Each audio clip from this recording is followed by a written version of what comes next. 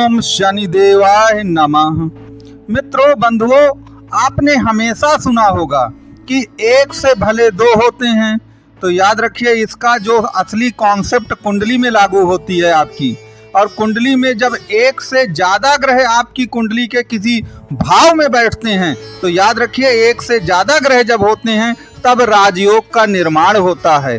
वर्तमान समय में जो पीएम मोदी हैं, नरेंद्र मोदी और नीतीश कुमार हैं, उनकी कुंडली में भी दो ग्रह ऐसे हैं जो आपस में संबंध बनाने के कारण, वो ग्रह शुक्र और शनि हैं, ऐसा संबंध बनाते हैं जिसके कारण से पीएम नरेंद्र मोदी और नीतीश कुमार की हस्ती ही कुछ ऐसी है जो कुल मिला के मिटती ही नहीं है।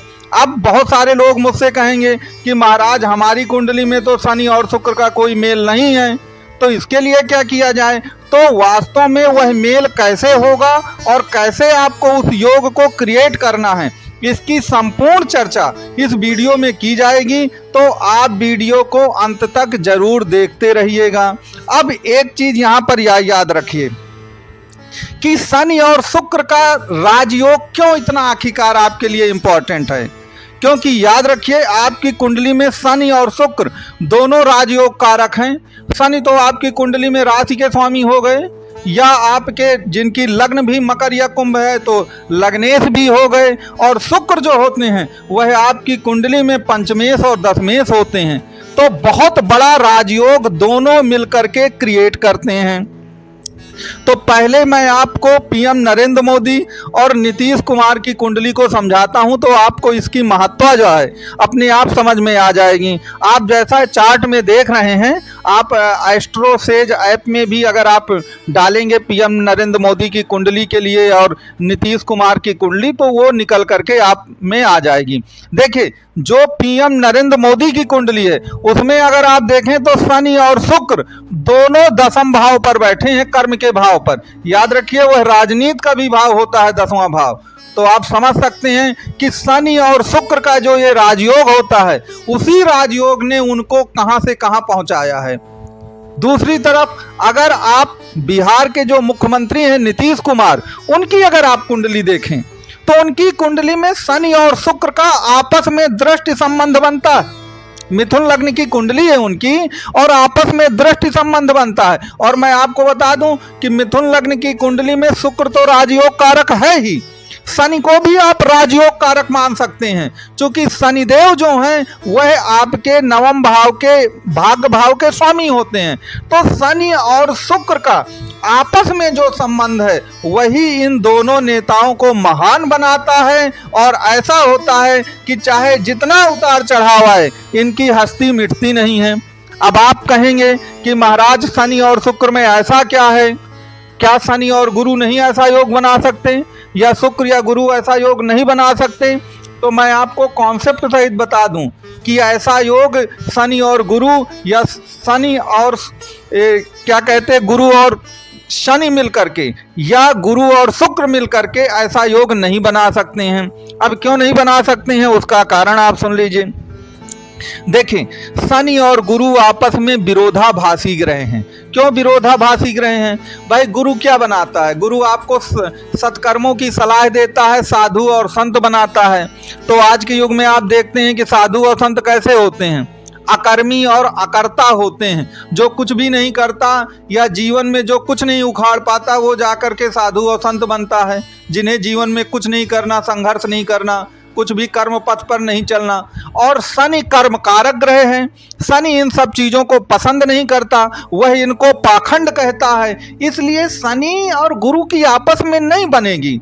अब आ गए हम गुरु और शुक्र की बात कर लें तो देखिए, गुरु तो सत्कर्मी है, धार्मिक ग्रह है, और शुक्र जो होता है वो बहुत भौतिकवादी ग्रह होता है, एक प्रकार से लग्जीरियस लाइफ और विलासिता वाला जीवन जीता है। इसलिए आप गुरु को इसमें शामिल नहीं कर सकते। आप इसमें कुल मिलाकर शनि और शुक्र को ही शामिल कर सकते हैं। तो अब आप ये देखिए कि आपकी कुंडली में क्या शनि और शुक्र का कोई संबंध बन रहा है। अगर बन रहा है तो आप कमेंट बॉक्स में या दिए गए व्हाट्सएप नंबर पे मुझको जरूर बताइएगा। लेकिन मान लीजिए कि आपकी कुंडली में ऐसा कोई योग नहीं बन पा रहा है, तो अब आप कहेंगे कि महाराज, हम क्या करें, क्या हम लोग इससे बिल्कुल वंचित रह जाएंगे? तो आपको वंचित नहीं रह जाना है। आपको करना क्या है कि आप कुंडली में ये देखिए कि आपकी कुंडली में, जन्म कुंडली में शनि और शुक्र कहाँ बैठे हैं, और जहां पर वो बैठे हों उसी भाव से संबंधित जो कार्य हैं वो आप करना शुरू करिए। अब आप कहेंगे कि महाराज ये कैसे संभव होगा? तो देखिए, शनि तो आपके राशि के और लग्न के स्वामी होते हैं, यदि आप मकर राशि या मकर लग्न के हैं, और शुक्र जो है पंचम और दसम भाव का स्वामी है। मान लेते हैं कि शुक्र आपके थर्ड हाउस पे विराजमान है, तो थर्ड हाउस जो है कुल मिलाकर वह आपके प्रेजेंटेशन को प्रस्तुत करता है, आपका शो ऑफ दिखाता है कि आप दिखते कैसे हैं और आप दुनिया को अपने को दिखाते कैसे हैं, रिप्रेजेंट कैसे करते हैं। और इसके सिवा जितना भी आजकल के जीवन का मॉडर्न एक प्रकार से इंफॉर्मेशन तंत्र है, चाहे वो फेसबुक हो, इंस्टाग्राम हो, या संचार सेवा या डिजिटल मार्केटिंग का जो भी क्षेत्र है, वह सब आपके थर्ड भाव में आएगा। इसके सिवा आप अगर कभी दूर देश की यात्राएं करते हैं, पर्यटन से संबंधित कोई काम करते हैं, आप पार्टी को ऑर्गेनाइज करते हैं, पार्टियां जो भी होती हैं कुल मिलाकर मौज मस्ती के लिए, तो कहने का तात्पर्य है कि इन सब का जो प्रतिनिधित्व है वो शुक्र ही करेगा।